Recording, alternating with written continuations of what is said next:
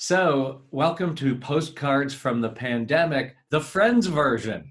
Because, right? Because before it was just like me sitting here in my little home studio, but I was like, that's boring. So, we need more people. So, I'd like to introduce you to my friend Johnny Broker. It is wonderful to be here, Bruce. It's wonderful to be bringing a postcard from the pandemic. This is Yes, welcome to the pandemic.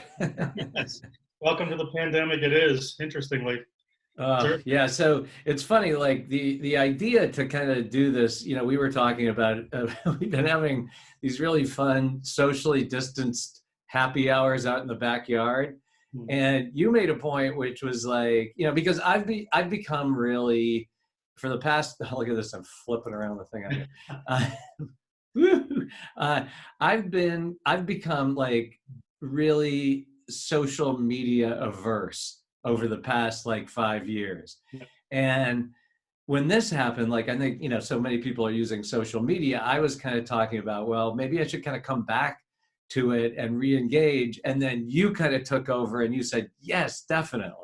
Yeah, I mean, I think it's a good time to come back into social media because, like, social media's been around and it wax and wane, and it's got its good parts, it's got its bad parts, it's got a lot of bad parts, which is the reason you got off it wisely, because, I mean, it's addictive and it's a pain, but, now it's like a way people are communicating. I mean, with people are doing, virtual Zoom happy hours, it's just, it's a way to kind of get back and engage with people and just, for yourself, you're a lighthearted guy, you're a funny guy, you know what I mean? It's a good way to bring people just sort of a little levity to what's going on. Well, it was funny the other night, like, yeah, and in addition to this, like our friend Rob Oliver got me going on Slack. We're both on Slack Yes. now. Also There's big been, life. there's been some great stuff on there. Yeah. Slack's But been boy, what a product that is. Now there's another obstruction to my productivity during the day. and this, like everybody adapting to Zoom, which is amazing. Yeah. No, it's kind of a funny thing. Zoom, I've been using it for a couple of years for work, right? So we've been on Zoom mostly kind of in a setting. And now Zoom's like, I hung out drinking with my buddies for 4 hours on Zoom all of a sudden. But I've also been on some really bad Zooms, right? Like I got a couple of things where I was like, oh my God, I gotta get off this. Like, I'm not sure what this sweet spot is, and there's some kickback on Zoom now, but Zoom is it's been interesting Well, to see where you that actually goes. you just reminded me the thing I wanted to bring up. So on Slack, we got into this discussion about how we've really been enjoying these happy hours on Zoom, and how like after the pandemic has died down, or there's a vaccine, like our wives are going to be saying, just keep doing Zoom. You can't go to the bar. Yeah, honey, I'm gonna meet Bruce. I'm not a single man, but Bruce, honey, we meet down at down at Christopher Martin's. Can't you just Zoom with him? Can't you just? I Yeah. think it's gonna. I wonder if like Christopher Martin's is going to start having like Zoom screens put up so people that don't, because it's amazing if you don't want to drink and drive, Yeah, Zoom. yeah. Uber and Lyft have been good for the drinking and driving thing, so people are more responsible. One of the funny things about a place, like I kind of had a laugh with the owner, Christopher Martin, who hopefully we'll talk to at some point. Bar hours are going to change. Who's staying up till 2 in the morning anymore? Last call is going to be at like everyone's in Yeah, bed I at like mean, 9, 10 o'clock. It's going to be this it's is going to be very so, funny. yeah, no, but this is so crazy. We've talked about it, like just every, I think, and nobody expected that our lives would change like this, Yeah. but like everything has changed. You can't think of something that's not being Yeah. changed by Well, this. we talked about that a little bit, and something that we can talk about now if you want is like, where were you? This is almost like, where were you when this event happened? People talk about when Kennedy was shot or something, like where were you at in your life? And Yeah, like I'm older than you. yeah, It's wild. We're really good friends, but I'm like 13 years or 14 years older than you. maybe Um, more. and I do remember being in the grocery store with my mom. I was like 5, Yeah, and when Kennedy was killed and when Kennedy was shot, and just remembering it was like the first time I really was aware of like adults being totally freaked out. And mhm. it's like this, it's like it wasn't just that my mom was freaked out, but it was like everybody at the store was freaked out. Yeah, like Um, it's a moment.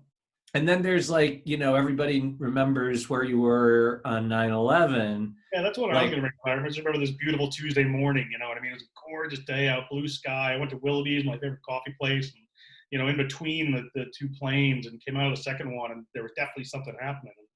yeah, Yeah, I remember I was on the air and yeah, doing the cool. Smith and Barber show, and Brian Smith he had taken some time off, so he wasn't there. And we were finishing up the show, and we were going to get some breakfast because usually the 9 to 10 o'clock hour was really quiet. And we had a TV in the studio, and there was the first, oh, and so then I remember looking up, and there was the hole in the first tower. And we jumped into programming and said something's going on in New York, and we talked about it. Then played a song. We came back out live, and then as we're on the air live, the second plane hit. Do you remember what day of the week that was? That was just to belabor, another incident like that. But it was a Tuesday, and I was doing the most American thing you can do. I was voting in a primary. When the first Oh, plane hit, I was interesting. voting at Davis Street School in New Haven it was a Tuesday, blue skies, gorgeous day. But yeah, but I think it's another sad part of our history. But this is Kennedy being shot, 9/11. This is a slow motion. This is wild, right? Like it's Yeah, yeah, slow yeah. motion, Oh, man. Like it's and we've talked about it. It's like, it's so interesting the fact that everybody wakes up together with COVID-19 on their yeah, mind, like probably around the world. yeah. But where were you when you I mean, first knew this was bad? because it's slow motion. I think I just have to talk about where I was in life. You know what I mean? Like for a living, I'm a recruiter. I do a couple things, right? And they all are big at this time of year. I'm a recruiter, so I get people jobs, hopefully. And I'm a rugby broadcaster, so I'm very lucky to do some work where I do play-by-play color for some games. I had a bunch of games coming up this spring, and I'm a coach, Go Prep. A high school rugby coach with a great bunch of guys this year, and it was a Wednesday or a Thursday, and that's because it's all slow motion. It's not like one moment. The broadcasting was canceled. Within like 24 hours, the broadcasting was canceled. The season was postponed or put off to coach, and recruiting. Like a bunch of companies that we work with just started putting in hiring freezes, right? So like, I was in this incredible place. I had, I was going to the every day. My activity, this fantastic gym in New Haven. I'm going to plug a lot of people, by the way. I've been in this great diet. My friend Pete Pereira, your friend Pete Pereira, kind of put me on. I was sticking to it. I was in this really great place where I was going to have this 3 months of like, I was working hard to do great broadcasts, doing a lot of research. I was working hard to give these kids a really good experience as a part of a great coaching team. Things were going well at work, and within like 24 hours, it went from that to like, I don't really know what I'm going to do. You know what I mean? Yeah, Like, wow, yeah, crazy. definitely. So, Well, so it that's was what. wild for me. Like I remember being in a meeting at the University of New Haven. So I'm running the radio station there, WNHU, and and I teach independent studies. And I had been, and I have to thank my friend Chris Dowd for involving me in this. This was my second faculty search that I was able to be part of. And I'm kind of always the non-academic in the room, but I kind of bring the perspective of somebody who's never a great student but now really Exactly what I'm doing. appreciates yeah, but now I really appreciate education and what the people who do teach do. Anyways, we had gotten to the point where we were interviewing some candidates via Skype. Mm-hmm. And the thing that I got concerned about at this point, you had started to hear a little about the coronavirus, Yeah. but I was in Chris Dowd's office with Chris didn't have a cold, but there were 3 other women on this group, Mm-hmm. and they all had really bad colds. Yeah. So I'm sitting there the whole time, kind of, going like this. And I also knew that I had tickets for the Allman Brothers reunion show at Madison Square Garden the next night. Mm-hmm. So I was like, and I was concerned, but my wife, Karen, said, no, you should go. This was before the outbreak got really big. And So I'm in that meeting and kind of like, oh, I don't want to catch a cold. I wasn't worried about, coronavirus, but Fine. I walked out. Mhm. Oh no, at the end of the meeting, I checked my phone and there was this announcement that the campus was closing. Yeah. And that was when all of a sudden I was like, this is real. And then the next day, we basically had to make arrangements to run the radio station remotely. Our community volunteers can't come in because the campus is closed. So I had to do an email for that. And then it set off this. So I guess I had one more day. I went to the concert. It was great. But then it just started sinking in as to just how much everything was changing. Imagine if somebody asked you to go to the Allman Brothers tomorrow. You know what I mean? I don't know. I don't want to be in a crowd of 10,000 people. I'm good. No, and that's like so sad because and you just we should talk about. I think we've discussed this, that we should do some of this, is like talk about the stuff that you took for granted before this. Yeah. But one of them is just going to shows, and you just can't imagine when that's coming back the way it was. Yeah. I mean, recently canceled Oktoberfest in Germany. I mean, there's a lot of Yeah. Well, and our friends Rob and Pete turned us on to they're one more Saturday night. They're playing old Dead and Company shows and stuff. And I was just looking at it. It was a great show. I was watching it online, but then everybody's just, together and really packed in. And I was like, wow, that is just, yeah. So that's the concerts are going to be a while. Just going, feeling comfortable being around people I think is going to take some time, like nightclubs, very, very difficult, tight, crowded. Meeting up for a beer is going to be tough, Yeah. So this is good. See, I'm already feeling this is good, and it's funny. We have adapted with like kind of our happy hours that we've been doing, but as we talked about like bringing this back, and then now starting to ours is kind of like the first conversation, but trying to branch it out and just kind of creating a community around how we're all dealing with this. Yeah. And you and I have talked about like what are some of the things we want to talk to people, and so I'd like to try it with you. Kind of like, what are you doing to cope with this? Like what are some of your besides drinking, of course. That's not. I'm trying to cope as best I can. I mean, I have some sort of things. I mean, kind of. You obviously know I take care of my parents. I have a 91-year-old dad. And a mom who's not 91. She won't let me tell people how old she is. So that's, love you, Mom. But she, so I mean, they haven't been out of the house in 6 weeks. So I'm taking care of them, grocery shopping for them, grocery shop for a couple of people, keeping that. There's some things going on in the recruiting world. I will admit, I was like, go before this night, all this good structure, all this good thing going on. And I really had a hard time, like our friend Robert talking about is like, I'm learning Spanish, I'm cooking bread, I'm doing all this great stuff, which God love him. Another friend of mine on our coaching team is, I'm learning to play the banjo. I'm like, I watched The Hangover twice last week. I know. I'm feeling the same way. Like Ollie is making. He's like, all of a sudden he was like, I was going to the grocery store. He's like, can you get me some yeast? I was like, what do you want yeast for? He goes, I want to get into cooking bread. And now he's like cooking amazing bread, like all the time. Yeah, they're going to be a new bakery once this all opens back up.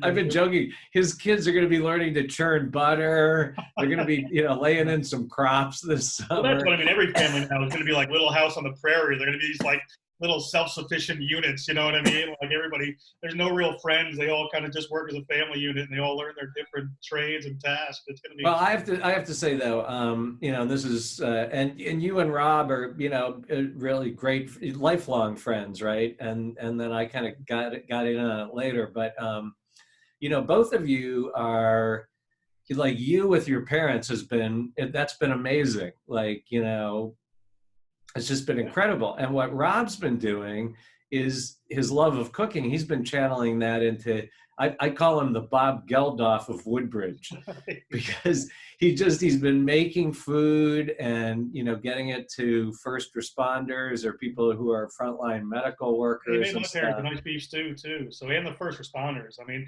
that's another thing, when I'm feeling this sort of like, one of the tough things is I just don't know what's going to happen, and like broadcasting, coaching, whatever. We're going to see what happens. Hopefully it comes back. I mean, recruiting companies, who knows? I'm kind of like in that, I don't know what to plan for. There's nothing to do, there's nothing to like, know where it's going to go. Right. So it's a challenge. But you're talking about the first responders and all that, and your wife and other people. Like I just, I know so many people that are, in the EMT paramedic thing, go early, and in the working in the hospital, a lot of nurses, a lot of frontline people, So I just got to keep that perspective too, of like, I may be kind of bored and slothful at the moment, but like it's I've got it really good in a lot of ways. So Yeah, well, and that's a big thing because, for me, I've talked about this, I'm an anxiety sufferer. And so, if I let it, my mind will just go in bad yeah, places. So, this has been a challenge, but when I look at people, like I'm lucky, I've got a house where I can, we can say, I can distance myself, I can quarantine. And you just think of, my heart just goes out to, people on the margins who yeah, don't have the resources to yeah, kind of, so this is the worst thing that's happened to so many people, but it's so much worse for certain people. yeah. It's I good think that's perspective, it. keeping hopeful for people and things, and there's a lot of things I need to do a lot better. That I have been doing. I mean, I'm getting out and walking through the city a lot. Which is interesting. I Yeah, wish, well, if anybody does look at this, like I've taken sort of. I keep hearing about how busy all the trails and hiking trails are. I've been having these amazing urban hikes through downtown New Haven. Like with the Yale not in session, it's very eerie at some points, but like it's amazing how you can just walk around everywhere and lots of cool architecture, lots of cool, I've spent a couple of days out just kind of marching around, clearing my head. yeah, and that's what it's funny. We've as we've been talking, Johnny, you said to me like, Bruce, you got to do something. So, I was talking about, well, yeah, I'm just still thinking of all these. Do I bring back the real life survival guide? Do I start something new? Do I, and you and I were talking about, we like the idea of. I told you I had this idea to do something called the glass half full, Yeah, and looking at things from an optimistic standpoint, I'm pretty much a glass half full guy. yeah. Um, I'm and more of a we've, glass, I'm more of a glass half full, but only half full guy.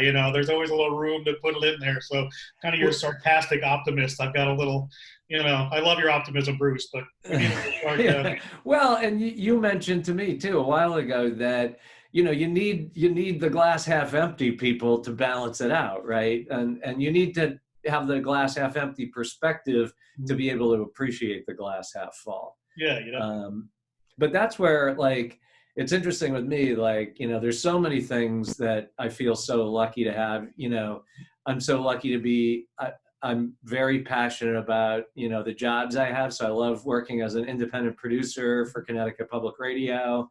Um, I love working for the University of New Haven. It's just like such an amazing community, and we're doing everything we can to support our students now and to find our way through this.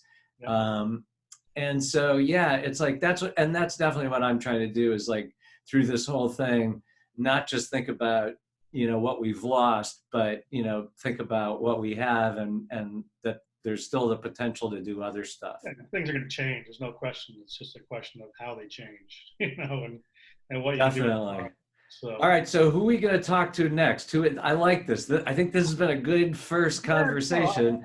we talked about this a little bit. I'd love to draw some just people in and see how they're doing to it. Like I ran into Christian Bruckhart today. I could probably get him. He's a New Haven police officer. See how they're doing. He was directing some traffic today. But I'd love to get some, you know, musicians and restaurant people in New Haven and other areas, and just, I mean, see how people are coping. And I mean, we didn't really get to this. We get this another time. You and I have. I mean, there's always room for laughter. We've had a lot of funny observations around what we've seen. Yeah, So yeah, yeah, it's just how definitely. people are being a little lighthearted and keeping their wits about them through this whole thing, because it's you gotta find a way to laugh.